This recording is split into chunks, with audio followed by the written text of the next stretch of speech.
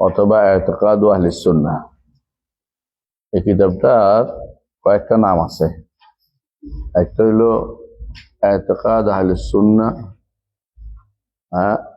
আরো একটা নাম বলে এতেকাদ আহলিল হাদিস। দুইটাই নামও বিখ্যাত। তো দুইটা নাম লেখা আছে তোরার মধ্যে, মানে ইয়ার মধ্যে, এই জন্য দুইটার মধ্যে উল্লেখ করা হয় আলেমরা। এটা আলেমরা এই কিতাব নিয়ে সন্দেহ কোনো করার নাই, কারণ হচ্ছে এটার মাকতুতাত আছে, বুঝে আসছে। আর এটা ইমামরা তাদের কিতাবে পুরোটা নিয়ে আসছে। ইমাম জাহাবি আনছে, ইমাম জাহাবি বারবার বিভিন্ন জায়গা থেকে আনছে। আর যোগে যোগে ইমামরা এর থেকে অনেক কিছু নিজেদের কিতাবে নকল করে নিয়ে আসছে, অল্প অল্প করে। এর দ্বারা বোঝা গেল যে এই কিতাব ইমাম আবু হাফেজ আবু বকর আহমদ ইবনে ইব্রাহিম আল ইসমাইলি, কোন শতাব্দীর তিনি? 277 থেকে 371, অর্থাৎ চতুর্থ শতাব্দীর। ইমাম আহমদ ইবনে হাম্বলের ছাত্রদের শতাব্দী, তার ছাত্রদের শতাব্দী। তার ছাত্ররা ইমাম আহমদ ইবনে হাম্বল 241 মারা গেছে, না? তো ছাত্ররা 277 থেকে, ছোট ছাত্র যারা আছে অথবা ছাত্রদের ছাত্ররা, ছাত্র, তো বড় ছাত্র অথবা ছোট ছাত্রদের মধ্যে অন্তর্ভুক্ত 371।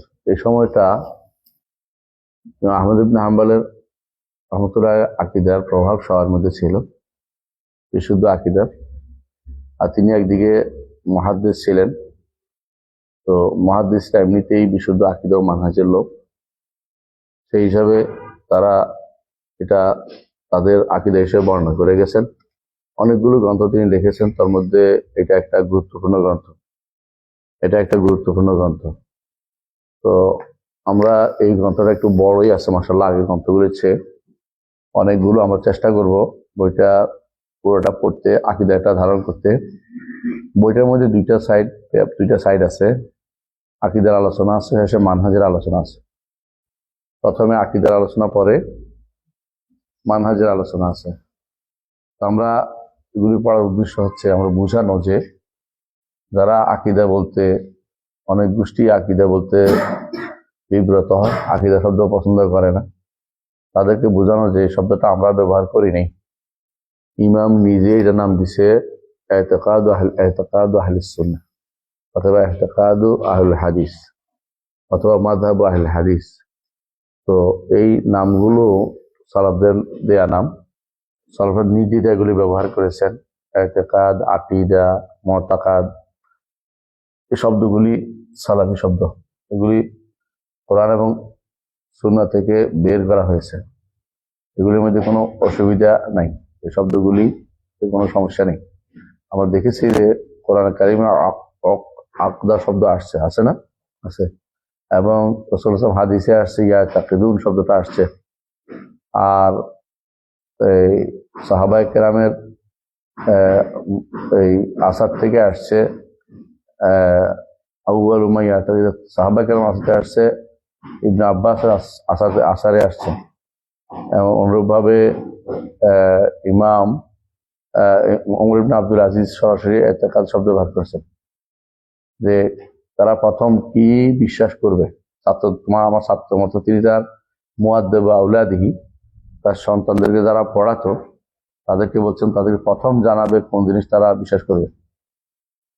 আর আহলুস সুন্নাহ এই নামটি, এটাও খুবই প্রসিদ্ধ নাম। আমরা দেখেছি, আপনাদের কাছে বইটা আপনারা পড়েছেন, নাম ধরে আমরা একটু পড়েছি একটু করে। সেটা হচ্ছে আহলুস সুন্নাহ নামটি সাহাবায়ে কেরাম বলেছেন। আহলুস সুন্নাহ নামটি সাহাবায়ে কেরামের থেকে সহিহ সনদে বর্ণিত হয়েছে, বুঝে আসছে। এই জন্য আহলুস সুন্নাহ নামটি সবচেয়ে প্রাচীন নাম। যখন বেদাতীরা বের হয়েছে তখন তারা আহলুস সুন্নাহ শব্দ ব্যবহার করা আরম্ভ করেছে। এর জন্য যারা বলবে যে আমরা মুসলিম নামে যথেষ্ট মনে করি, তারা সঠিক কথাটি বলে না। হ্যাঁ, মুসলিম নাম যথেষ্ট, এই জন্য মুসলিম সাথে আহলুস সুন্নাহ।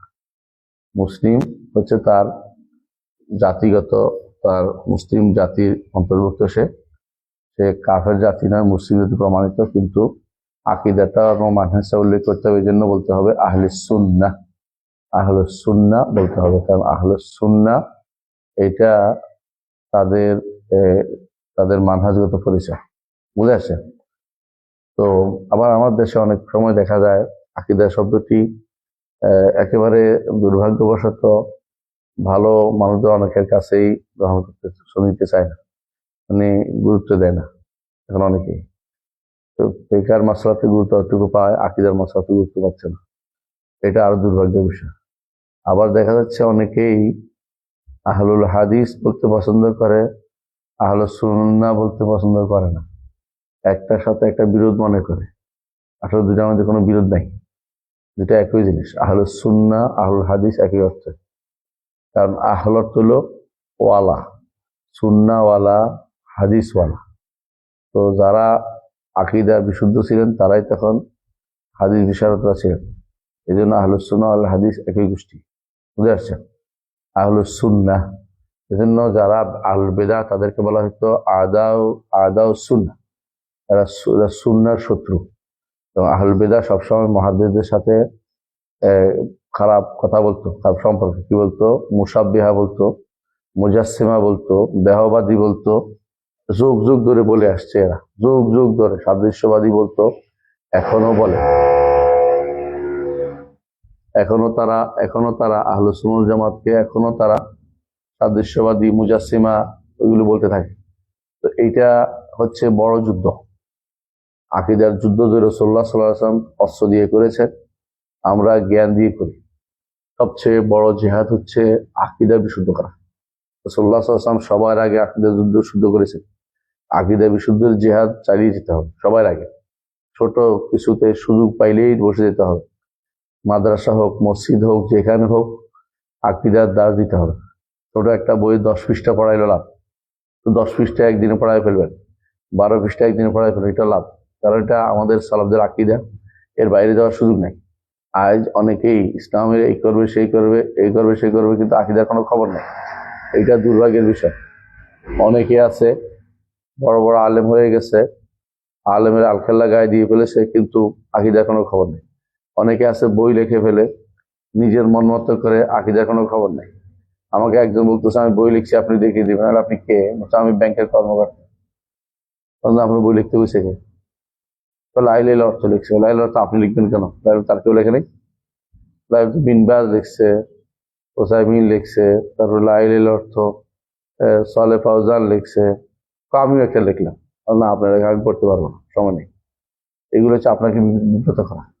আপনি যে কোনো সময় নিজে লেখার চেয়ে সালাফদের বই পড়ার চেষ্টা করেন বেশি। এরা অনেকেই নিজে লিখতে পছন্দ করে। অনেক সময় মনে করে আমি কি কম হয়ে গেল নাকি। অনেক সময় নিজের মাথার ভিতরে একটা বুদ্ধি আছে, আকীদা সম্পর্কিত জ্ঞান আছে, ভুলটা সাব্যস্ত করার জন্য বই লিখতে আরম্ভ করে। বুঝলেন কিনা? একজনকে নিষেধ করলাম লা ইলাহা ইল্লাল্লাহর অর্থ যেন আল্লাহ ছাড়া কারো সার্বভৌমত্ব না, এটা অস্বীকার, ভুল করছে, এটা করেন না। সে ডিকশনারি লিখতে আরম্ভ করছে, ডিকশনারি গুলি ভুল, আমি ডিকশনারি বানাবো একটা। কেন এখানে ইলা অর্থ কেন মাবুদ করা হয়েছে, ইলা অর্থ কেন সার্বভৌমত্ব করা হয় নাই, সে এখন ডিকশনারি লিখতে আরম্ভ করছে। বুঝছেন তো? হ্যাঁ, সে নাম জানেন তো? মুন্সি, তার নাম মুন্সি, জিয়াউর রহমান মুন্সি। ভুল করতে করতে মানুষ এত বেশি বেয়ারা হয়ে গেছে, মানে সীমা লঙ্ঘন করে ফেলছে, এরা ভুলটাকেই প্রাধান্য দিতে চেষ্টা করে। তাহলে আপনি সারাদিনও বুঝান, শুনবে না। সে মনে করে এই ভুলটা কেন লেখা হলে নতুন করে লিখতে হবে। একটা গোষ্ঠী আছে সব সময় নিজেদের কথা প্রাধান্য দেয়, যেটা সলফ সালিনের কথার আগে। আসলে তাদের সলফ নাই, আসলে তাদের বক্তব্যের কোনো সলফ নাই। যে কোনো বক্তব্য দিবেন, আকীদা হোক, মানহাজ হোক, ফিকহ হোক, আপনার সলফ লাগবে। ফিকহের ক্ষেত্রে সলফ লাগবে। আপনার আগে কেউ এই মশলা দিচ্ছে কিনা, আপনি নতুন করে এই মশলা দিচ্ছেন কিনা, তাহলে এটা সলফ লাগবে। কথা বুঝছেন? ফিকহের মশলার ক্ষেত্রে কেউ ফরজ 60টা বলছে হুজুর, কেউ 6টা বলছে, কেউ 7টা বলছে, কেউ 9টা, কেউ 11টা বলছে, কিন্তু কেউ ধরেন 10টা বলেনি। আমি বোঝার জন্য বলতেছি, আপনি 10টা বলতে পারবেন না, তা আপনি এটা নতুন মজাব তৈরি করতে পারবেন না, নতুন মত নীতি আনতে পারবেন না বানাই, কারণ আপনার আগে বহুত মানুষ চলে গেছে। তারপর আলবান রহমতুল্লাহ আলী এই জন্য বলতেন যে আমি যখনই কোনো কথা বলি, কিছু পাই, আমি খুঁজি যে এই কথা আগে কেউ বলছে কি, আমি প্রথম ওই কথা প্রবক্তা না হই। এটা হচ্ছে ইসলামের সৌন্দর্য। আপনি সলবদেরকে ইগনোর করে খালাফ হইয়া নিজে হঠাৎ করে কিছু একটা তৈরি করবেন, এটা অগ্রহণযোগ্য, বুঝছেন কিনা? সলবদের বই পড়লে আপনি অনেক কিছু পাবেন, যেটা আপনি আশ্চর্য হবেন যে ওনারা এগুলি কেন বলেছে, এটার দ্বারা উদ্দেশ্য কি। যখন আকীদার বিষয়ে তারা কথা বলেছে, সাথে সাথে যারা আকীদা বিরোধী আছে তাদের কিছু খাসলত আছে, তাদের কিছু বিশেষ বৈশিষ্ট্য সেগুলো উল্লেখ করে সেগুলিকে রদ করেছে, বেদাতিকে রদ করেছে। আকীদার বিষয়গুলো বইগুলো ধারাবাহিকভাবে পড়ে আসলে একটা একটা করে পড়ে ফেলে দেখবেন যে অনেক উপকার আছে। যেমন আমরা যদি কোনো সুযোগ পাই, বুখারী রহমতুল্লাহ আলাইহির যে গ্রন্থটা যে খালক আফআইল ইবাদ, এটাও যদি আমরা পড়তে পারি, অসাধারণ জিনিস আপনি পাবেন, যেটা আপনি চিন্তা করতে পারেন নাই। যে এগুলি যত পড়বে ততই আপনার খারাপ আকীদা চাইতে বাধ্য চলে যাবে। আমাদের একটা বিশাল সমস্যা হচ্ছে আমরা আকীদার বইগুলি পড়ি না, মুখস্থ বিদ্যা, অর্থাৎ হয়তো একেবারে শেষে কোনো শেখ বলছে এটা পড়ার চেষ্টা করতেছি। আমরা সালাফদের বই থেকে বিমুখ গেছি। সালাফদের বইয়ের মধ্যে অনেক অনেক গুরুত্বপূর্ণ কথা আছে, তথ্য আছে। এই জন্য আগে সালাফদের বই পড়তে হবে। আমরা মৌলিকভাবে আকীদা জেনেছি আলহামদুলিল্লাহ, কিন্তু সালাফদের বই যত পড়বো আকীদাটা কি হবে, সমৃদ্ধ হবে, ঋদ্ধ হবে এবং শক্তিশালী হবে। আমরা সন্দেহ মুক্ত থাকতে পারবো যে আমাদের কথা আমরা এখন বলিনি, যুগে যুগে আরবরা বলেছেন, বুঝছেন? আমাদের ইমাম আবু বকর ইসমাইলি, বিখ্যাত মুহাদ্দিস আবু বকর ইসমাইলি, নাম হচ্ছে আবু বকর আহমদ ইবনে ইব্রাহিম আল ইসমাইলি, আবু বকর আহমদ ইবনে ইব্রাহিম আল ইসমাইলি। তো তিনি, আমরা যদি কোনো দেখি, 300 মারা গেছেন 371। 371 এর অর্থ হচ্ছে ইমাম তাহাবির পরের পরের গোষ্ঠী, তাহাবির পরের গোষ্ঠী। ইমাম তাহাবি 329-এ 321-এ মারা গেছেন না, 229 থেকে 321, বিশাল ছিলেন। তো এর 321-এর পরে আরো প্রায় অনেক বছর পরে আরেকটা প্রজন্মের পরে তার অবস্থান। এখানে দেখবেন ইমাম বুখারীর বক্তব্য এখানে আসছে, ইমাম তাহাবির বক্তব্য কিছু কিছু আসছে। মানে বোঝা গেল যে ওনাদের কাছে এই সমস্ত আকীদার কিতাবগুলো সবই জানা ছিল, তবে পেছানো কোনো কিছু আনে নাই। পেছানো বুঝেন কিনা? সবচেয়ে বেশি পেছাইছে কারা? আহলুল কালাম শাস্ত্রবিদেরা আকীদাকে পেছাই নতুন একটা বানাই দিচ্ছে, হ্যাঁ, যেটা এই সালাফিদের সহজ আকীদার সাথে সেটা মিলে না। এই জন্য আমরা আকীদার এই বইটি পড়বো ইনশাআল্লাহ। কেমন? প্রথম থেকে পড়ি। বিসমিল্লাহির রাহমানির রাহিম। বিসমিল্লাহির রাহমানির রাহিম। আ'লামু রাহিমানাল্লাহু ওয়া ইয়্যাকুম আন্না মাযহাব আহলিল হাদিস ওয়া আহলিস সুন্নাতি ওয়াল জামাআহ আল-ইকরামু বিল্লাহি ওয়া মালাইকাতিহি ওয়া কুতুবিহি ওয়া রুসুলিহি। আলহামদুলিল্লাহ। বলছে আ'লামু রাহিমানাল্লাহু ওয়া ইয়্যাকুম। একটু চিন্তা করেন, প্রথমে হচ্ছে ইলমের কথা বলছে, আর ইলম হচ্ছে অন্তরে স্থান দেয়া। ইলম হচ্ছে কোনো কিছু হুসুলু সূরাতি শাই ফি যাহন, কোনো কিছু আল ইলমু হুসুলু সূরাতি শাই ফি যাহন, অন্তরের ভিতরে কোনো কিছু সূরতটা অন্তরের ভিতরে ধারণ করার নাম হচ্ছে, সেটা হচ্ছে ইলম। আর আকীদা হচ্ছে দৃঢ়তা আসে, একটা কিছু আসার পরে সেটাতে যখন দৃঢ়তা আসে তখন সেটা আকীদা। তো ইলম সাধারণ অবস্থা থেকে বড় অবস্থা, অর্থাৎ সাধারণ অন্তরে কিছু ধারণ করার পর থেকে এটাকে বিশ্বাস নেওয়া পর্যন্ত পুরোটাই ইলম। কিন্তু আকীদা হচ্ছে বিশেষ অংশ, যেটাকে অবশ্যই অন্তরে স্থান দিতে হয়। এখানে যা যা বলা হবে সবগুলি আকীদার অংশে বলা হবে, অর্থাৎ যেটা আপনার যে ইলম আপনার অর্জন করতেই হবে এবং যেটাকে দৃঢ়ভাবে ধারণ করতেই হবে। আ'লামু রাহিমানাল্লাহু ওয়া ইয়্যাকুম। দেখেন আরো সালাফদের নীতি হচ্ছে দোয়া করা, যে কোনো জিনিসের দোয়া করে শুরু করা। রহমতের দোয়া তো খুবই জরুরি। আপনি দেখেন রহমতের দোয়ার গুরুত্ব নেওয়ার কারণে আমরা আল্লাহকে রহমান রাহিম হিসেবে স্মরণ করি। আলহামদুলিল্লাহ রাব্বিল আলামিন আর রহমানির রাহিম ও বিসমিল্লাহির রহমানির রাহিম। এই জন্য রহমতের দোয়া সবসময় আমরা নিজের জন্য করবো, নিজের জন্য তিনি করছেন রাহিমানাল্লাহু ওয়া ইয়্যাকুম। তারপর তিনি আন্না মাযহাব আহলে হাদিস, এখানে মাযহাব শব্দের অর্থ হচ্ছে তরিকা, পদ্ধতি, নীতি, মত, যেটাই বলেন এটা মাযহাব জন্য যথেষ্ট। আমাদের দেশে মাযহাব শব্দ শুনলে কেউ কেউ খুব খেপে যায়, এটা ঠিক না। মাযহাব অর্থ হচ্ছে আলেমদের মত আলেমরা যেটা বা কোনো একটা মানুষের মত যেটা গ্রহণ করা হয়। দুর্ভাগ্য হচ্ছে মাযহাব যদি আহলুল হাদিসেরও মাযহাব থাকতে পারে, আহলুস সুন্নাহ যেটা আহলুল হাদিস একই জিনিস, পার্থক্য এখানে একই বলা হয়েছে মাযহাব আহলুল হাদিস, এর থেকে বদল হচ্ছে আহলুস সুন্নাহ ওয়াল জামাত। দেখছেন তো, মানে যেটা মাযহাব আহলুল হাদিস এটাই আহলুস সুন্নাহ ওয়াল জামাত। আমাদের দেশে এক আলেম, বড় আলেম বলে আপনাদের কাছে খ্যাত, বড় বক্তা, ভালো বক্তা মানে ভালো ঘোষণা রাখে। উনি বলতেছে যে আমরা আহলুল হাদিস, আহলুস সুন্নাহ ওয়াল জামাত আমরা না, আহলুস সুন্নাহ ওয়াল জামাত মাযহাবীদের জন্য। মানে মাযহাবীরা যারা মাযহাব মানে তারা নিজেদেরকে আহলুস সুন্নাহ ওয়াল জামাত, আর আমরা আহলুল হাদিস বলি, আমরা সবই একটা এর ভিতরে। এটা এটা হচ্ছে না অবুঝ, মানে নিজের জ্ঞানের দৈন্যতা প্রমাণ করে। বুঝে আসছে কথাটা? সবারই যারা আহলুল হাদিস আছে তাদেরও মাযহাব আছে, যারা মাযহাবী আছে তাদেরও মাযহাব আছে। আহলুল হাদিসের মাযহাব এটা হচ্ছে তারা কোনো কারোর জন্য কি করে না, কোনো মতের জন্য গোড়ামি করে না, একমাত্র মুহাম্মদ রাসূলুল্লাহ সাল্লাল্লাহু আলাইহি ওয়াসাল্লামের মত যেটা সেটাকে তারা প্রাধান্য দেয় সবসময়। আহলুল যারা মাযহাবী লোক আছে তাদের মধ্যে সবচেয়ে বেশি দুর্ভাগ্য হচ্ছে যে তারা মাযহাব মানে সাথে সাথে আবার একটু গোড়ামিও করে। তো গোড়ামিটা, মাযহাব মানে না এমন কথা কেউ নেই, সবাই মাযহাব মানে, কারণ আলেমদের মত নিয়েই হচ্ছে মাযহাব মানা। এটাকে ইত্তেবার নাম দেওয়ার কোনো গুরুত্বপূর্ণ বিষয় না, একই জিনিস। তাকলিদ ও ইত্তেবার মধ্যে বড় ধরনের পার্থক্য নেই। যেটাই আপনি দলিল দিলেই যে আপনার এটা সে পণ্ডিত হয়ে গেছে, কথাটা এরকম না। এ দলিল বুঝার কি বুঝে? আমি তখন দলিল বুঝার কিছু নেই, আর যে দলিল বুঝে তার তো আর মাযহাব কিছু নেই। সুতরাং বোঝা গেল যে এখানে দলিলের সাথে সম্পৃক্ততা নেই। জিনিস হচ্ছে আকীদা হোক, জিনিস হচ্ছে আকীদা হোক বা মানহাজ, আকীদা হোক বা ফিকহ হোক, সব জায়গাতেই মাযহাব আছে। মাযহাবের বিরোধিতা করা উচিত নয়। মাযহাব শব্দের অর্থ হলো মত দেয়া। কেমন? মোট কথা হচ্ছে কি, মত দেয়া। মাযহাব অর্থ কেউ যদি পায়খানা করে দুর্ভাগ্য, এটা আসলে ঝগড়া লাগানোর বুদ্ধি। ঝগড়া লাগাবো না। আলেমদের মধ্যে কি করব, সবচেয়ে বেশি চেষ্টা করতে হবে কি করা, ঐক্য এবং ঐক্যের সূত্র খুঁজে বের করা, যেখানে আহলুস সুন্নাহ ওয়াল জামাতের নীতি। বেহুদা ঝগড়া করে একজন বিরুদ্ধে একজন লাগিয়ে দেয়, এটা কোনোদিন ভালো কাজ হতে পারে না। যেটা আমাদের বাইরের প্রত্যেকের মধ্যে দেখা যায়, এই গোষ্ঠী ওই গোষ্ঠীকে তাকফির করে, ওই গোষ্ঠী যদি একবারে ইহুদি বানাইছে ছাড়া। হ্যাঁ,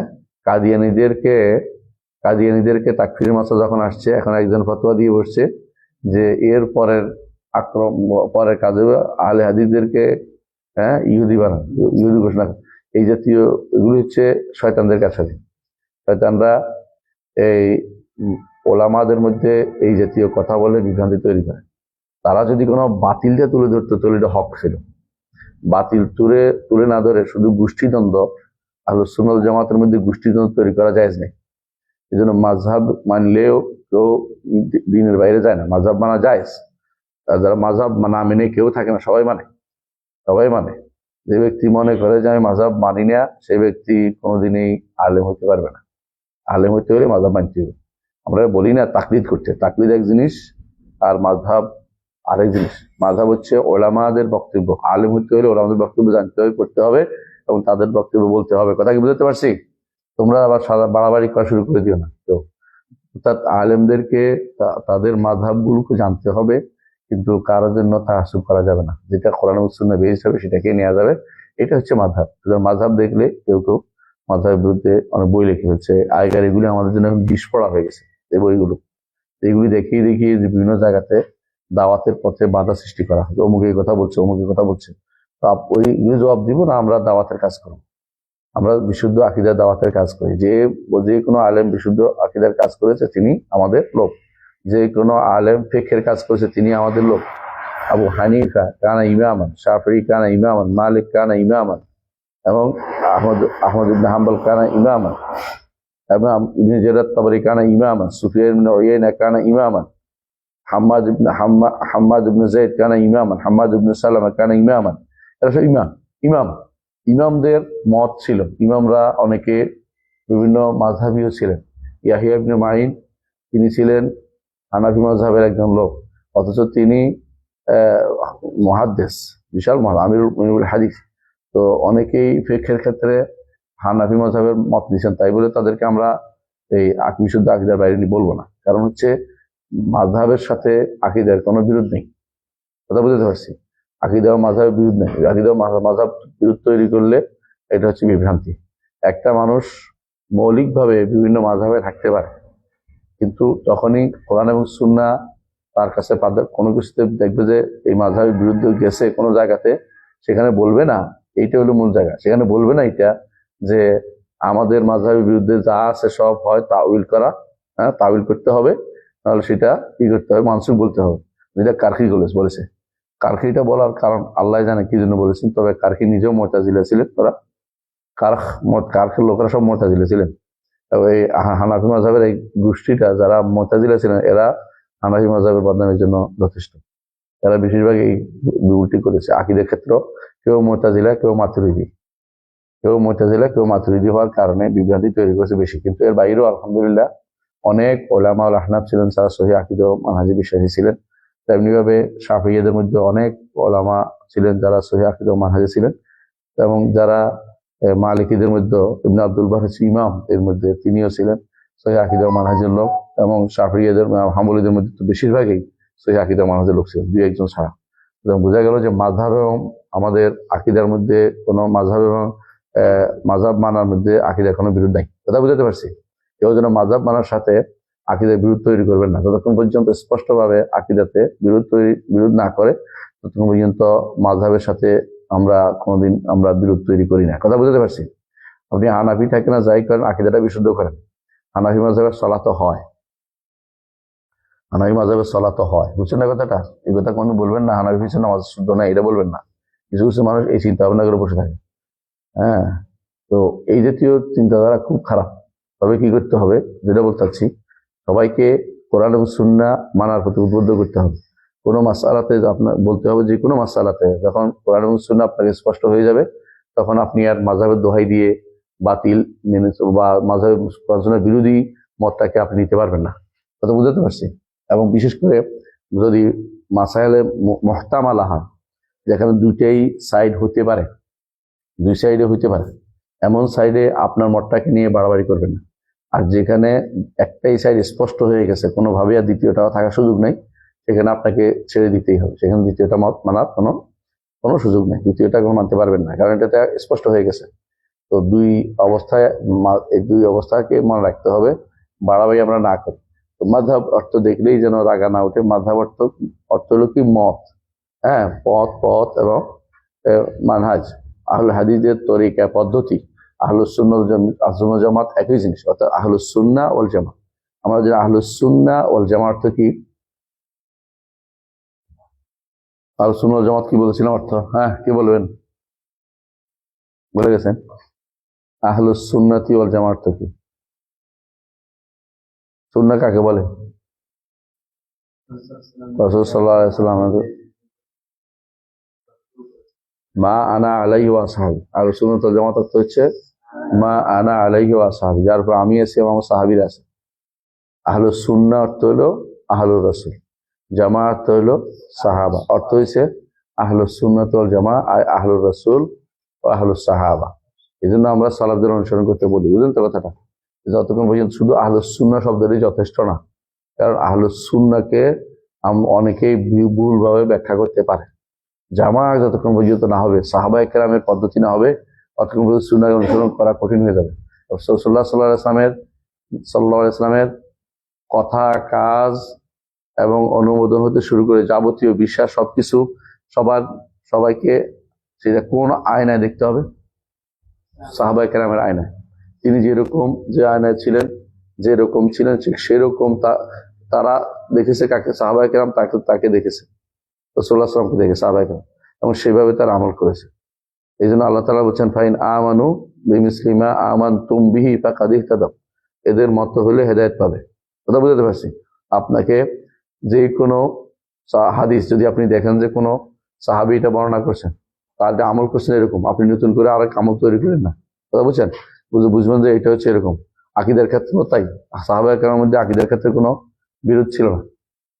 কিছু মাসাইলের ক্ষেত্রে তারা কোনো জায়গাতে আপনি হয়তো মনে হয় বিরোধ তৈরি করছে, বিরোধ না, দুই তিনটা ওয়াজ বর্ণনা করা উদ্দেশ্য, এবং দুইটাই হতে পারে।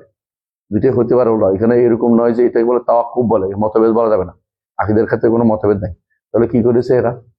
দুইটি মত দিয়েছে এবং দুইটা মত হইতে পারে বলে তারা কোথাও সিদ্ধান্ত দেয় নাই, পরবর্তীতে সেটা সিদ্ধান্ত দিছে, এরকম হতে পারে।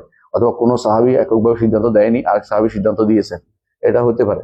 যেমন দোকানের মাসালার মধ্যে মনে আসতো, দুইটাই শুদ্ধ দোকানের মধ্যে, দুইটাই শুদ্ধ। দোকানের মাসলা কি? আব্দুল্লাহ ইবনে মাসউদের মত কি? আব্দুল্লাহ ইবনে মাসউদের মত হচ্ছে দোকান যে ধোঁয়া, পার্তাকে বিয়মাতে আতিসামা বিদোকান মুবিন, এর দ্বারা উদ্দেশ্য হচ্ছে মক্কাবাসীরা অভাবের তাড়নায় দুর্ভিক্ষের কারণে যেদিকে তাকায় সেদিকে অন্ধকার দেখতো। এটা কার মত?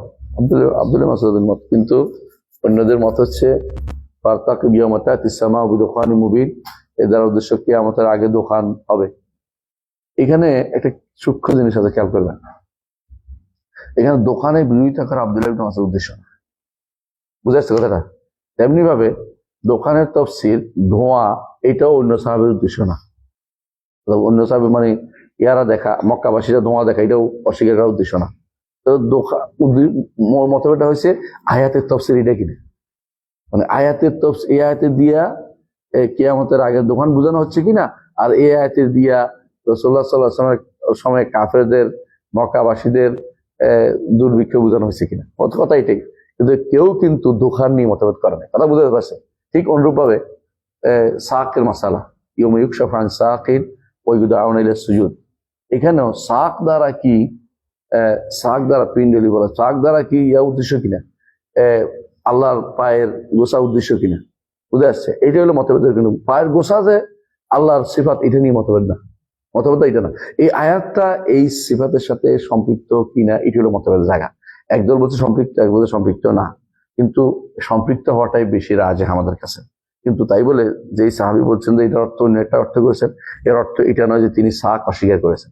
আমাদের বেদাতি গোষ্ঠী, তাদের কাজে হচ্ছে একটু সামান্য ইয়া পাইলে, শব্দ এদিক সেদিক পাইলে, এই তো মতভেদ আছে। ওরা খুশি হয় মতভেদ তৈরি করতে, কেন? তারা মনে করে আকীদা মতভেদ বানাই ফেললে যাচ্ছে তা বলতে পারে, যেভাবে ইচ্ছা অপব্যাখ্যা করতে পারে, এই জন্য তারা সেটা করে। কথা বুঝতে পারছি? সুতরাং মনে রাখবেন যে কোনো সময়ে যখন দেখবেন যে কোথাও এরকম সাহাবায়ে কেরামের মধ্যে কোনো দ্বিমত দুইটা মত দেখা গেছে, এটা মনে করে না আকীদার দ্বিমত। এটা হচ্ছে কোনো একটা তাফসীর নিয়ে, কোনো এক শব্দের তাফসীর নিয়ে দুইটা মত হয়েছে, কোনো একটা বক্তব্য নিয়ে দুইটা মত হচ্ছে, কিন্তু আকীদার মৌলিক যে স্ট্রাকচার, ওতে কারো কোনো মতভেদ ছিল না। এটাকে বুঝতে পারে নাই তথাকথিত বেদাতিরা বর্তমান সময়ে। তারা বলে যে এইটাই তো মতভেদ না, এটা মতভেদের জায়গা না। মতভেদ হচ্ছে মূল মাসালার সাথে সম্পৃক্ত কিনা, এটা নিয়ে হচ্ছে মতভেদটা। কিন্তু মূল যে মাসালাগুলো আল্লাহর সিফাতের সাথে সম্পৃক্ত কোনো কিছু নিয়ে তারা কোনো মতভেদ করে নাই। কথা বুঝছেন?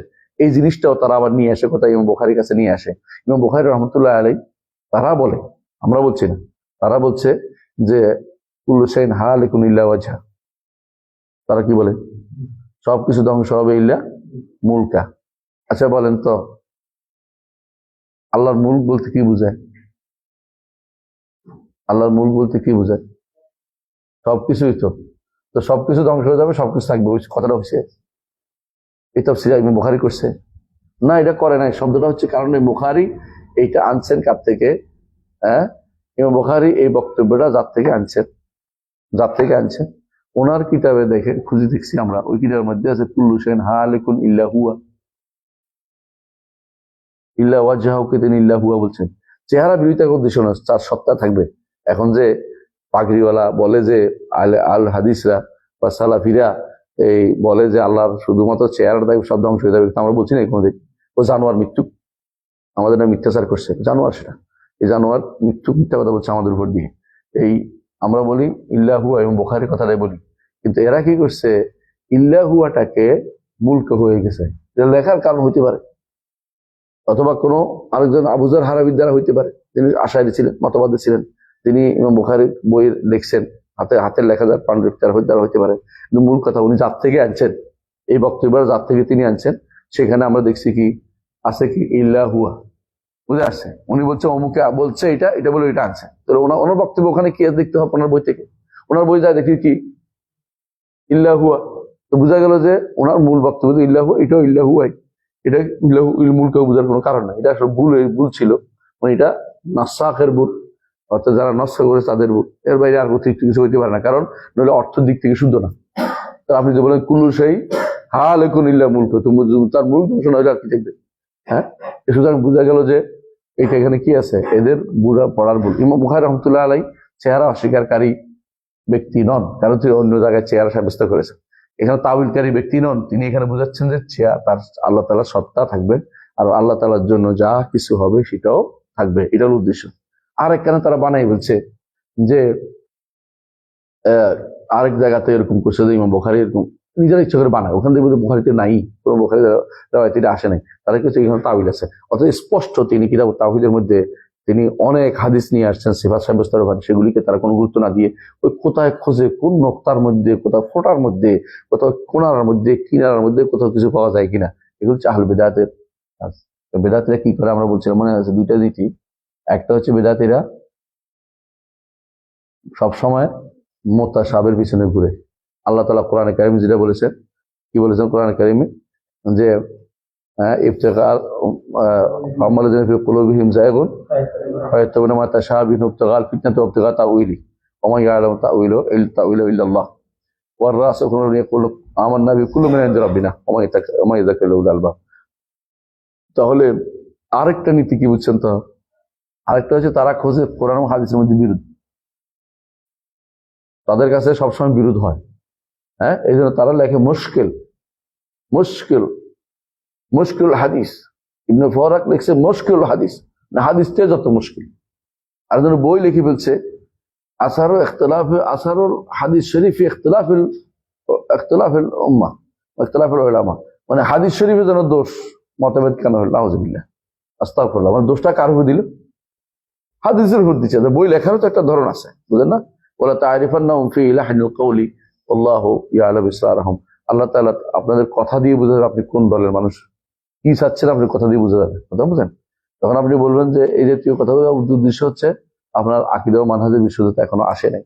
আপনাকে অবশ্যই এটাই বিশ্বাস করতে হবে, সালফের আকীদা কি জানতে হবে আপনাকে, জানার পরে আপনি সেটা অনুসারে আমল করতে হবে। আপনি যদি মনে করেন যে কোনো মূল্যে সালফদের আকীদারে আমি তাউইলকারী বানাই ছাড়িয়ে দেবো, তাহলে আপনি সারাদিন বসে বসে চেষ্টা করতে থাকেন, আপনি মানহাজ সহি মানহাজের উপর নাই, আপনার মনের ভিতরে কি আছে, জায়েগ আছে, কুলুবিহিম যায়গুন ফায়াত্তাবিউনা মা তাশাবিহু ইফতিগাল ফিতনাতি ওয়া ইফতিগা তাউইলি।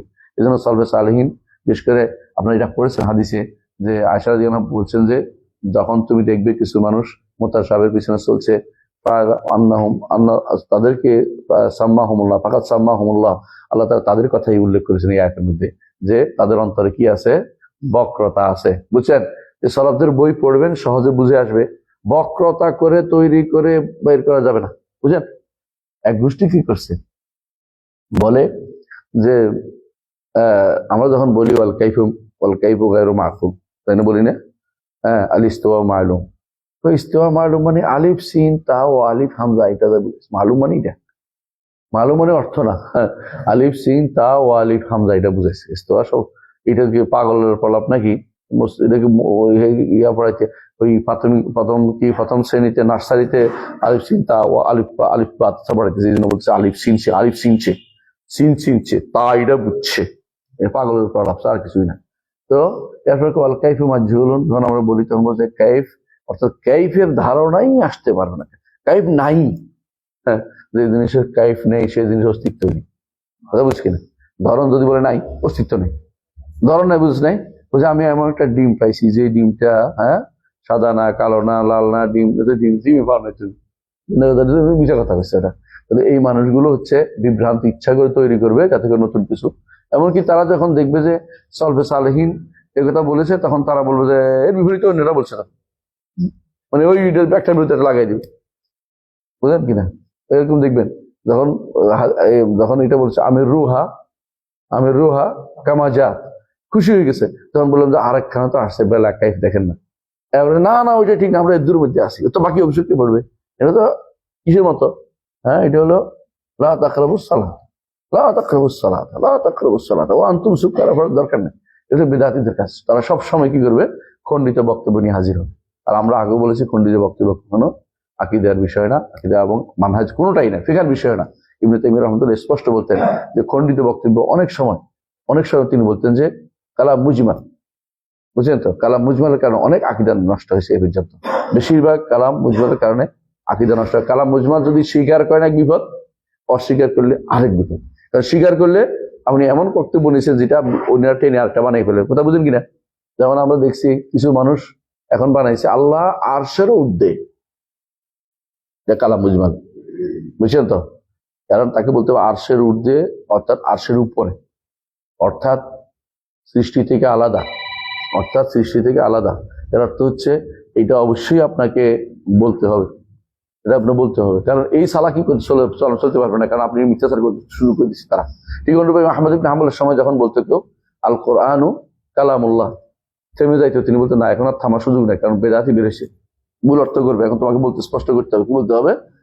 গায়রু মাখলুক বলতে হবে, গায়রু মাখলুক বলতে হবে। এবং কেউ যখন বাড়াইতো লফজুনা বিল কোরআন মাখলুক, কোন এই জাতীয় কথাবার্তা বলতে বলে, কি বাড়াচ্ছ কেন, এগুলি বাড়াচ্ছ কেন, তুমি সালাই করার জন্য? মানে এটা হচ্ছে সঠিক আকিদাকে ধামাচাপা দেওয়ার জন্য ভিন্ন শব্দ আইনে এখানে প্রয়োগ করে মানুষকে বিভ্রান্ত করা। সো আকিদা একেবারে স্পষ্ট, এখানে কোনো বিভ্রান্তি করার কোনো সুযোগ নেই, কোনো জায়গাতে কোনো অস্পষ্টতা নেই। আলহামদুলিল্লাহ, আল্লাহ আমাদেরকে তার সম্পর্কে, রাসূল সম্পর্কে, ফেরেশতা সম্পর্কে, আখিরাত সম্পর্কে, কিতাব সম্পর্কে এবং তাকদীর সম্পর্কে কোথাও কোনো ইয়া রাখেন, মানে অস্পষ্টতা রাখেন নাই। মা জাআলা আলাইকুম ফিদ্দীনি মিন হারাজ। সুতরাং এই ব্যাপারে তারা যে সমস্ত ধামাচাপাই দিতে চায়, ধামাচাপাই দিয়ে দেওয়ার সুযোগ নেই।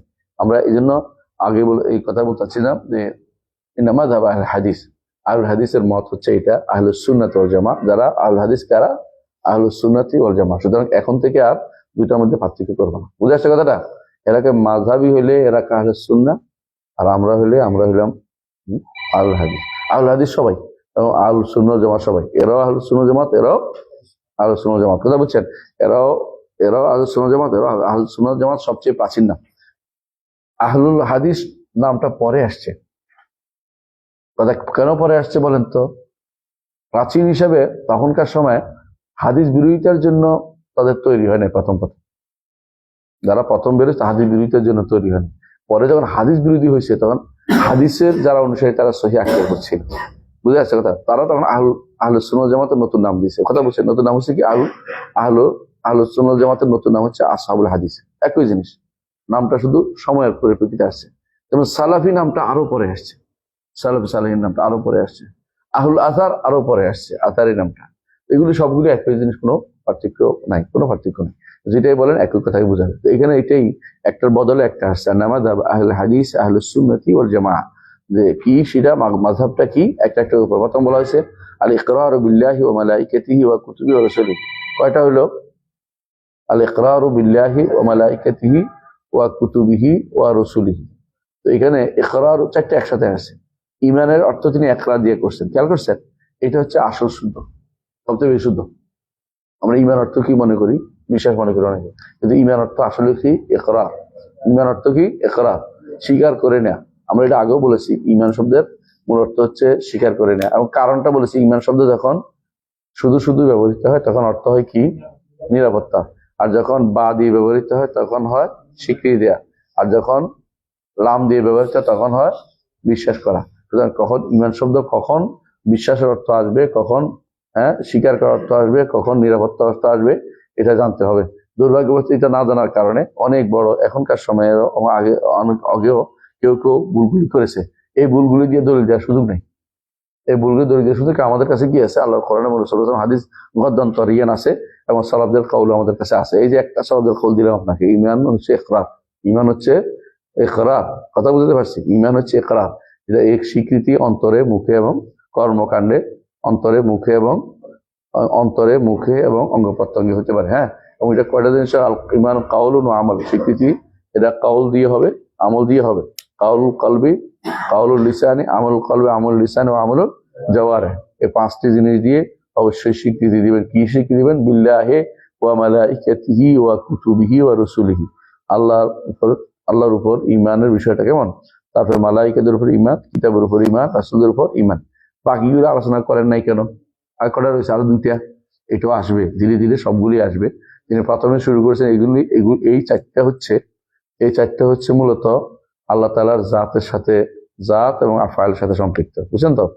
আল্লাহ তাআলার জাত এবং আফআলের সাথে সম্পৃক্ত। কারণ আল্লাহ তাআলা বিল্লাহি হচ্ছে বিল্লাহি জাত, তাই না? ওয়া আফআল, সমস্যা নেই। আচ্ছা, তারপরে হলো কি মালাইকা, মালাইকা কি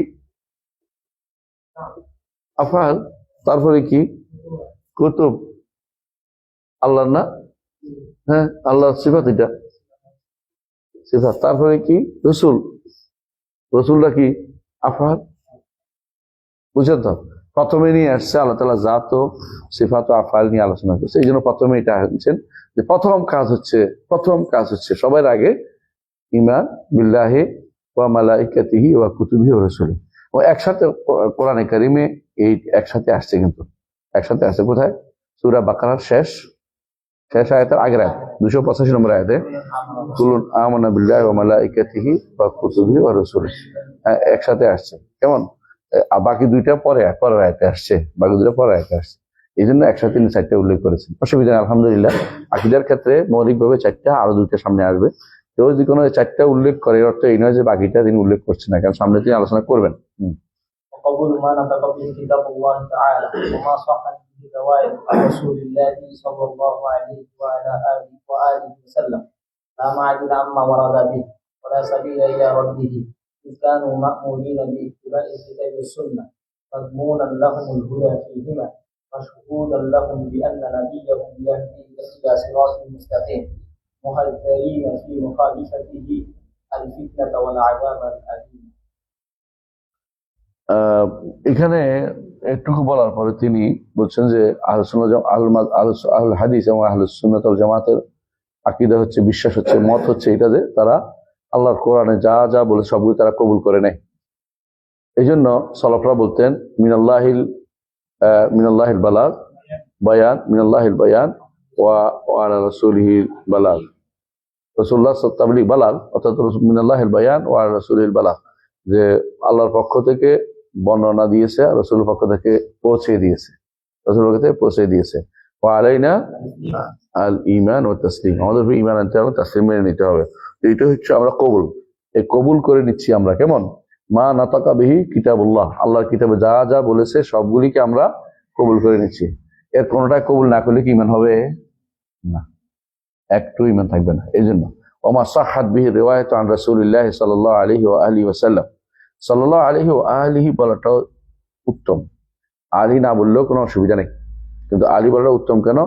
আমরা দেখছি যে সলফে সালিন সাল্লাল্লাহু আলাইহি ওয়া আলিহি সবসময় একসাথে উল্লেখ করতেন। এই জন্য আমরা দেখেছি অনেক আমাদের ওস্তাদের মধ্যে অনেকে সাল্লাল্লাহু আলাইহি ওয়া আলিহি বলতেন, বিশেষ করে শেখ আব্দুল মোহসেন আব্বাদ হাফিজাহুল্লাহ, তিনি সাল্লাল্লাহু আলাইহি ওয়া আলিহি ওয়াসাল্লাম বলতেন। এর অর্থ হচ্ছে আলী ওয়াসাল্লাম, আমরা তো এমনি দোয়া করি না, আলী ওয়াসাল্লাম বলি না, আলী ওয়াসাল্লাম বলতে পারেন, সাল্লাল্লাহু আলাইহি ওয়াসাল্লাম বলতে পারেন, কোনো সমস্যা নেই। আলী বললে লাভ হচ্ছে এটা যে এটা ঘুরে ফিরে আপনার কাছেও আসবে। আর প্রত্যেকটি ইমানদার মুত্তাকি পুরুষ তিনি আল্লাহ রাসূলুল্লাহ সাল্লাল্লাহু আলাইহি ওয়াসাল্লাম আল, এটা কোনো শুধু পরিবারকে বোঝানো হয় না, যারাই অনুসারী যারা ইমানদার, তারা অনুসারী তাদের উপর ব্যাপকভাবে যাবে। আর যারা তার পরিবারের মধ্যে কেউ যদি কোনো কাফের হয় তার কাছে যাবে না, বুঝছেন তো? ইমানদারদের শুধুমাত্র শামিল করে।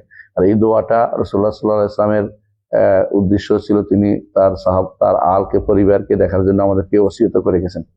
এই জন্য আমরা বলি ওমা সাহাত বিহি আর রিওয়ায়াত আন রাসূলিল্লাহ সাল্লাল্লাহু আলাইহি ওয়াসাল্লাম, অনুরূপভাবে যা যা কবুলু মা সাহাত, যা যা সহি হিসেবে আসছে রাসূলুল্লাহ সাল্লাল্লাহু আলাইহি ওয়াসাল্লাম থেকে, সেটাকেই আমরা কবুল করে নেই, এখানে কোনো বলা হয় নাই যে মুতাওয়াতির হইতে হবে, আহাদ হইতে পারবে না, অথবা বলা হয় নাই যে বর্ণনাকারী বিরুদ্ধে মত দেখতে পারবে না, অথবা বিবেক বিরোধী হইতে পারবে না, অথবা ফকি কিনা দেখার দরকার আছে কিনা দেখতে হবে। এই জাতীয় সবগুলি বিভ্রান্তি, এগুলো কোরআন সুন্নাহ কোনোদিন আসে নাই, এগুলি মানুষের সলবে সালিন বলে নাই। এগুলি কারা তৈরি করছে? মুতাজিলারা এবং তাদের অনুসারী এগুলো তৈরি করে করে মানুষের মধ্যে ছেড়ে দিয়েছে। কথা বুঝাতে পারছে? এই জাতীয় কোনো কিছু হবে না। হাদিসের মূল ইখতিয়ারের জায়গা হচ্ছে সহি কিনা। সহি হইলে ফাকাত তাজাওয়াজাল কান্তারা, বুঝছেন তো? সহি হইলে কান্তারা পার, সহি হইলে কান্তারা পার হয়েছে। কান্তারা বুঝছেন তো? হ্যাঁ, শেষ জায়গা, যেখানে আটকানো জায়গা, হ্যাঁ একেবারে শেষ জায়গা আটকে পার হয়ে গেছে, এখন আর সমস্যা নেই। হাদিস সহি হইলে, এই জন্য ইমামরা কি বলতেন, যা সহাল হাদিসু ফাহুয়া মাযহাবি, তারা কোনদিন বলেন নাই যে মুতাওয়াতির লাগবে, আহাদ লাগবে। মুতাওয়াতির আহাদ হচ্ছে জাস্ট হাদিসের এইটার বর্ণনাকারী সংখ্যা বলা, এটা ফুনুন, এটা ফান মিনাল ফুনুন। এর অর্থ এটা দিয়ে আমাকে গ্রহণ করার বিষয়টা সাব্যস্ত করতে হবে, এই কথাটা শুদ্ধ না। কথা বুঝতে পারছি? একটা আহাদ হাদিসও আমাদের জন্য অনেক বেশি মূল্যবান এবং নিতে হবে আমাদেরকে, ছাড়া যাবে না, এটা আমাদের বিশ্বাস করি। কারণ যেমন প্রথম হাদিস ইন্নামাল আমালু বিন্নিয়াত, এটা কি আহাদ, কোন সন্দেহের একটা আহাদ হাদিস। এটা যদি আপনি বাদ দেন, আপনি হাদিস শরীয়তের কোন জায়গায় আমল করতে পারবেন? বিপদে পড়বেন আপনি। কোনোভাবেই এই আহাদ এবং আহাদের এবং মোতাওয়াতের ভাগটা, এটা ফান, এটা একটা ফান হিসেবে উল্লেখ করা হয়েছে। এটাকে নিয়ে এসে গ্রহণ করার ক্ষেত্রে কোনো তারতম্য করা যাবে না। এটাই হচ্ছে মূল কথা। মা সাহহাত বিহি রিওয়ায়াত আন রাসূলুল্লাহ সাল্লাল্লাহু আলাইহি ওয়াসাল্লাম, মূল হচ্ছে সহিহ কিনা। হ্যাঁ, হাদিস সহিহ হওয়ার জন্য কয়টা শর্ত? 5টা। সেগুলি পাওয়া গেলেই হাদিসটা সহিহ। সুতরাং এখানে আমল করতে হবে, গ্রহণ করে নিতে হবে। কোন রকমের দ্বিমত পোষণ করে এইটা কেন ওইটা কেন, এই নয়তো এই নয়তো, অথবা অথবা অথবা 10 কারণে নেওয়া যাবে না বলছে কে রাজি, ওইটা কখনো শুদ্ধ না। বুঝে আসছে কথাটা? রাজির অনুসারী হচ্ছে বর্তমানে বেশিরভাগ আশারি এবং মাতুরিদিরা রাজির অনুসরণ করে চলে। রাজি তাদের কাছে হচ্ছে একেবারে বড় হাকিমুল উম্মাহ, মানে আরো বড় হাকিম তো পরে আসছে, আরো বড় কিছু। হ্যাঁ, তারা এই অথচ ইমাম রাজি রহমতুল্লাহ আলাইহি জীবনের শেষে এসে কি করেছেন? তওবা করে কোরআন এবং সুন্নাহ দিয়ে ফিরে আসছেন। কিন্তু এরা তওবা করার জন্য তারা আসে না। আফালা ইয়াতুবুনা ইলাল্লাহ, তারা কি আল্লাহর কাছে তওবা করে ফিরে আসবে না? তাদের ইমামরা ফিরে আসছে, সন্দেহ নাই, তাদের বইতে আছে। তারা তারপরে যদি অস্বীকার করে, এটাকে আমরা কি করবো? পারে না বইটা অস্বীকার করে ফেলতে। ইমাম আশআরীর বই অস্বীকার করে, ইমাম রাজির বই অস্বীকার করে, গাজালির বই অস্বীকার করে। কেন ফিরে আসছে? কেন এটা মানা যাবে না। এমনকি কিছুদিন পরে এমনও হইতে পারে যে শুআয়ব আল-আরনাউত তিনি কিন্তু সালাফি আকীদা, শেষের দিকে এসে সালাফি আকীদা তিনি বলছেন এটাই আমি কাছে শুদ্ধ আকীদা মনে হয়। কিছুদিন পরে কইবেন যে না না উনি ফিরে আসে নাই, কিন্তু রেকর্ডটা দেখতে দেখাইতে হবে। উনি যে বই লিখছে, রেকর্ডে আছে, এগুলো কই দিব? রেকর্ডটা ধরে রাখতে হবে সবার কাছে, ওদের পরবর্তী দেখাইতে পারে যে দেখেন উনি কি বলছে। কিন্তু ওরা খুশি হয়, মনে করে হানাফিয়া ছিলেন যেহেতু, হানাফিরা তো শুনিও না, কিন্তু হানাফি মনে করে মাতুরিদি, বুঝছেন না, মাতুরিদি মনে করে বসে রয়েছে। কিন্তু না, সব উনি কিন্তু নিজে সালাফি আকীদাকে প্রাধান্য দিয়ে বলছেন। কথা বুঝতে পারছেন? এরা কি করে, যখন আপনাদের ওস্তাদেরা দেখি যখন আলবানির কথা আসে, হ্যাঁ, তখন উস্তাদ আলবানি, আলবানি, আলবানি। শুআয়ব আল-আরনাউত রাহিমাহুল্লাহ যখন জানতো না তারা যে ইনি সহিহ আকীদা, তারা বলতো তাসাম ফিহে তাসাম, কালাম ও শুআয়ব আল-আরনাউত ফিহে তাসাম, মানে শুআয়ব আল-আরনাউতে আবার হাদিস এটা কি করছে, দুর্বল করছে, বুঝো না? এখন শুআয়ব আল-আরনাউতের জায়গাতে আখতা বলে না, তাসাম হয়েছে, মানে ফাইজলামি করার জায়গা পায় না। বুঝতে কথা? এটা এক ধরনের মানে তাফরিক বাইনের মুতামাসিলাইন, দুইজনে একই কথা বলছে, একজনের ভুল করছে, একজনের তাসামু হয়েছে। কারণ এটা আমার দলের যে মনে করে বসে রয়েছে, উনি তো ওনার দলের না বললে আখতা বলতো, বুঝছ তো? একজনের গড়ি মিকার বানাইছে, একজনের কি মিকার বানায় আল্লাহ জানে। আউযুবিল্লাহ। এই হচ্ছে, এগুলি হচ্ছে বিভ্রান্তির অতল তলে। মানুষের মধ্যে যখন মানহাজগত পরিশুদ্ধি না থাকে, তখন মানুষ এরকম ব্যবহার করে। আলমদের একজনের কি করে, হ্যাঁ, একই হাদিসের হুকুম দুইজনে লাগাইছে। সেটা কোনটা হাদিস দিকে তো মনে আসতো? ফজর নামাজের সময়, ফজর নামাজের পরে 3 বার ওই শেষ 3 আয়াত হাসুর শেষ 3 আয়াত পর, এটা হাদিসটা দুর্বল। এখন তারা যে কোনো সহি বানাবে, কারণ তাদের দেশে হয়তো আমল আছে, কত হুজুরের পড়া কেউ দেখছে। হ্যাঁ, এখন এটা যে কোনো মূল্যে এটা কি করতেছে, শুদ্ধ করার চেষ্টা বসে রয়েছে, এবং আর কোনো কাম পাই নাই। হাদিসের মধ্যে মোতাখাসিস তৈরি করছে আলবানির ভুল ধরার জন্য, শুআয়বের ভুল ধরার জন্য, বুঝছেন তো, এবং এটাকে তাসি করার জন্য। এই যদিও হাদিস শিক্ষার উদ্দেশ্য, যে ওলামাদের ভুল ধরবো, বুঝলেন কথাটা? মান তালাবা ইলমান লিউমারি বিসুফাহা, হ্যাঁ, লিউমারি বিল উলামা আও ইজারি বিসুফাহা, হ্যাঁ, তারপর কি হইব? লাম ইয়াজরি হাল জান্নাহ, তাই না? এই জান্নাতের সুগন্ধিও পাবে না। এর উদ্দেশ্য হচ্ছে কিভাবে, হ্যাঁ, আলবানের গায়ে কিভাবে, শুআয়বের গায়েল করবে, কিভাবে অমুকের গায়েল করবে। অথচ সুবহানাল্লাহ নিজেরা গায়েল হয়ে বসে রয়েছে, নিজেরা যে আলেম নিয়ে ওনাদের এখানে হাত দিছে, বুঝেন না কথাটা? ওই আলেম তাদের কাছেও যাইতে পারে নাই, নিজের উপর দিয়ে জুলুম করেছে, নিজের উপর জুলুম করেছে, ওরা নিজে অজ্ঞতা প্রকাশ করেছে, অজ্ঞতা। আর এটা যদি ওদের গবেষণা পত্র বিষয়ে বের করে ফেলছে, সব পয়সা খরচ করে, বাপরে বাপ, বিশাল কাম করে ফেলছে। এইটা হচ্ছে আমাদের দেশের হাদিস গবেষণা, আমাদের দেশের হাদিস গবেষণার নাম এটা। সুবহানাল্লাহ। আমরা সবসময় বলে থাকি যে নিজে কিছু বানানোর আগে সালাফদের বক্তব্যকে প্রাধান্য দিন।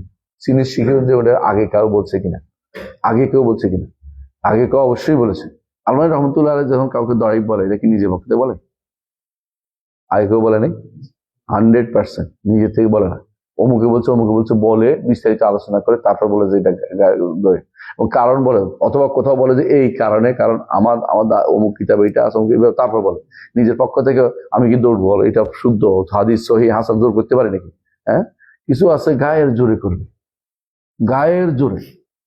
যদি আমার মাযহাবের ইমাম হয় তাহলে গায়ের জোরে তিনি কি একদম প্রসিদ্ধ একজন ব্যক্তি, তার কথা হাদিস হিসাবে গ্রহণ করা হবে, তিনি হাদিস মুহাদ্দিস হয়ে গেছেন, মানে অথচ মুহাদ্দিস হিসেবে তিনি প্রসিদ্ধি পান নাই, কারণ অন্য জায়গাতে তার কি আছে, প্রসিদ্ধি আছে, বিশাল দখলদারি আছে, সেখানে বলেন না এইখানেও আনতে হবে।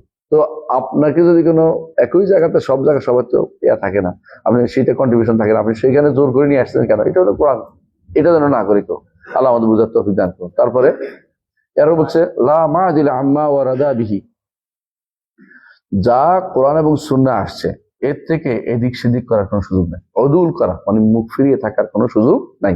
কোরআন সুন্নাহ যা আসছে এর থেকে এদিক সুযোগ, মুখ ফিরিয়ে থাকার সুযোগ নাই। ওয়ালা সাবিলা ইলা রাদ্দিহি, রদ করারও কোনো পথ নাই, রদ করতে পারবেন না। ইয কানু মা'মুরিনা বিত্তিবাইল কিতাব ওয়াস সুন্নাহ, কারণ ঈমানদার মানেই হচ্ছে নির্দেশিত কি কোরআন সুন্নাহকে অনুসরণ করে চলবে। মাদমুন আল্লাহুল হুদা ফীহিমা, এর মধ্যে হেদায়েত রয়ে গেছে, দমান যে কোরআন ও সুন্নাহ যে ব্যক্তি অনুসরণ করবে সে ব্যক্তি কি পাবে, হেদায়েত পাবে। মাশহুদান লাহুম বিআন্না নাবিয়্যুহুম সাল্লাল্লাহু আলাইহি ওয়াসাল্লাম ইয়াহদি ইলা সিরাতিল মুস্তাকিম, যে তাদের জন্য এটা সাক্ষী যে তাদের নবী মুহাম্মদ সাল্লাল্লাহু আলাইহি ওয়াসাল্লাম তারা কি করবে, সিরাতুল মুস্তাকিমের পথে হেদায়েত দিবে, হেদায়েত পথ দেখাবে। মুহাদ্দারিনা ফি মুখালাফাতিহি আল ফিতনাতা ওয়াল আযাব আল আলিম, যারা রাসূলের বিরোধিতা করবে তাদের জন্য দুইটা ভয়াবহ সাবধানতা দেওয়া আছে। কি এদের কি পাবে, ফিতনা পাবে এবং যন্ত্রণাদায়ক শাস্তি পাবে। এই সবগুলির পিছনে দলিল আছে, যেখানে বলছে রাসূলুল্লাহ সাল্লাল্লাহু আলাইহি ওয়াসাল্লাম তিনি সিরাতুল মুস্তাকিমের পথ দেখান, ইন্নাকা লা তাহদি ইলা সিরাতিল মুস্তাকিম, সূরা সূরা 52 নম্বর নিচে আছে দেখেন। আবার সূরা নূরের 63 নম্বর আয়াতে আসছে যেটা বলা হয়েছে যে মুহাদ্দারিনা ফি মুখালাফাতিল ফিতনাতা ওয়াল আযাব আল আলিম, বলা হয়েছে সূরা নূরের 63 নম্বর আয়াতে বলা হয়েছে ফালইয়াহযারিল্লাযীনা ইউখালিফুনা আন আমরিহি আন তুসিবাহুম ফিতনাতুন আও ইউসিবাহুম আযাবুন আলিম। বুঝা যাচ্ছে, আও ইউসিবাহুম আযাবুন আলিম, যারা রাসূলের নীতির বিরুদ্ধে যাবে তাদের জন্য ফিতনা রয়েছে এবং যন্ত্রণার শাস্তি রয়েছে। এই ফিতনাটা দুনিয়াতে, রাসূলের নীতির বিরুদ্ধে গেলে দুনিয়াতে কোনোদিন শান্তি পাবে না, যত রকমই করুক না কেন, সে যত কিছুই করুক এটা ফিতনা। কারণ হয় বিদআত হবে না রাসূলের বিরুদ্ধে গেলে, নয় শিরিক হবে, না কুফর হবে, নয় মুনাফিকি হবে, একটা কিছু হইবে যেগুলি দিন থেকে দিনের বাইরে কিছু নিয়ে যায়। এরা কি এর মাধ্যমে ফিতনায় পতিত হবে। আর রাসূলের পথে থাকলে হেদায়েতের পথে থাকবে, হয় হেদায়েত নিবে না ফিতনা নিবে, সুতরাং যারাই এর বিরুদ্ধে চলবে তাদের দুইটা বড় শাস্তি অপেক্ষা করতেছে। এই জন্য নিচে দেখেন ইমাম দারুল হিজরা একটা ঘটনা বর্ণনা করেছে। এক লোক কি করছে, যে বলছে কোত্থেকে হারাম বাঁধবো, বলতেছে রাসূলুল্লাহ সাল্লাল্লাহু আলাইহি ওয়াসাল্লাম কোত্থেকে হারাম বাঁধছে, রাসূলুল্লাহ সাল্লাল্লাহু আলাইহি ওয়াসাল্লাম হারাম বাঁধছে কোত্থেকে, যুলহুলাইফা থেকে। তো সে চাচ্ছে এহরাম বাঁধতে ঘর থেকে, বুঝে না, মসজিদ রাসূল থেকে। তো রাসূলুল্লাহ তিনি বললেন যে তুমি ফাইনি আখাফু আলা তাফা, তুমি এটা করিও না, তুমি আখাফু আলাইকাল ফিতনা, তোমার আমি ভয় পাচ্ছি তুমি ফিতনায় পতিত হবে। অর্থাৎ তুমি এরপরে একটা তো শুরু করছো, আর সবগুলি বদলাইবা। যে ব্যক্তির সীমা রেখা বদলাইতে পারে সবই বদলাইতে পারে। রাসূল সীমা রেখা দিছে কি, এহরাম বাঁধতে হবে কোত্থেকে, যুলহুলাইফা। আপনি এহরাম বাঁধে ফেলছেন ঢাকায় বসে, বুঝলেন না, রাসূল বলছে মিকাতে, আপনি বলছেন ঢাকায়, আপনি ফিতনা তৈরি করছেন। কোনো বিপদ হলে আলাদা কথা, কিন্তু কিছুই না, আপনি ইচ্ছা করে ওখানে বলেও দেয়, বারবার বলে দেয় আমরা আধা ঘন্টা পরে মিকাত অতিক্রম করবো, আর 10 মিনিট পরে মিকাত অতিক্রম, এখন আমরা মিকাত পার হচ্ছি, এখনই এহরাম বাঁধুন।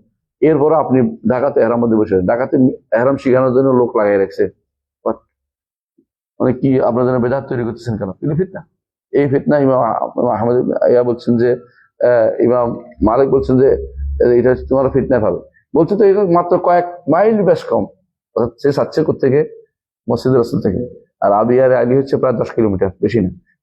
এই কয়েক মাইলের বেশ কমের মধ্যে অসুবিধা কি হবে? ক্বালা ফাইনাল্লাহ ইয়াকুল ফালইয়াহযারিল্লাযীনা ইউখালিফুনা আন আমরি আন তুসিবাহুম ফিতনাতুন আও ইউসিবাহুম আযাবুন আলীম। এই আয়াতে তিনি দলিল দিয়েছেন। ইমাম আবু শামা আল বাঈস আলা ইনকারিল বিদআ ওয়াল হাওয়াদিস গ্রন্থে এটা নিয়ে আসছেন, দেখছেন না, এখানে লেখা আছে দেখবেন। তাহলে আমরা বুঝতে পারছি যে অবশ্যই কি করতে হবে, কোরআন এবং সুন্নাহ হচ্ছে আমাদের জন্য পাথেয়, কোরআন এবং সুন্নাহ পাথেয়, কোরআন এবং সুন্নাহ অনুসরণ করতে আমরা আদিষ্ট। কোরআন এবং সুন্নাহ অনুসরণ করলে আমরা হেদায়েত পাওয়ার গ্যারান্টি পাচ্ছি, এবং আমরা আমাদের নবীর নীতি অনুসরণ করলে আমরা অবশ্যই সঠিক পথে তার নীতি সিরাত মুস্তাকিমের পথ দেখান সেটা পাবো। আর যদি বিরোধিতা হয় তাহলে দুইটা জিনিস হবে, একটা কি ফিতনা, একটা হলো আযাবুল আলিম। আলহামদুলিল্লাহ, দ্বিতীয় অংশ পড়ি। হ্যাঁ, ويعتقدون أن الله تعالى মাদউউন مدعو بأسمائه الحسنى موصوف بصفاته التي سمى ووصف بها نفسه ووصفه بها نبيه صلى الله عليه وسلم। আমরা আজকের মতো এখানে থামি, 3:30 থেকে শুরু করি। সুবহানাকাল্লাহু ওয়া বিহামদিকা আশহাদু আল্লা ইলাহা ইল্লা আনতা আস্তাগফিরুকা ওয়া আতুবু ইলাইক। আসসালামু আলাইকুম ওয়া রাহমাতুল্লাহি ওয়া বারাকাতুহু। আল্লাহু আকবার।